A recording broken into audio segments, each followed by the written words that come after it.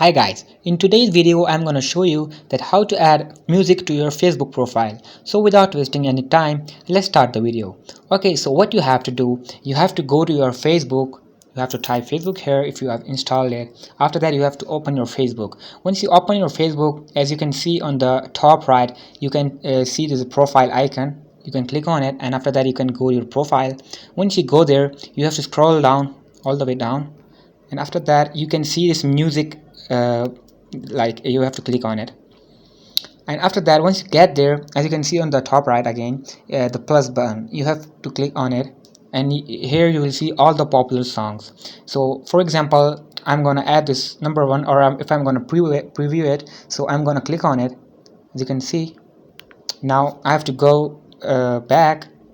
Now once will I refresh my profile, then I have to go again and click on the music, and as you can see here, it's here, and you have to click on these three dots. Once you click on it, you can see two options here: delete song from profile and pin to profile. Once I will click on the pin to profile, as you can see now that it's pinned here. As you can see, Attitude by Music Special. So I hope you found this video helpful. If you found this video helpful, make sure to like the video and subscribe to our channel to see more content like this. Thank you so much.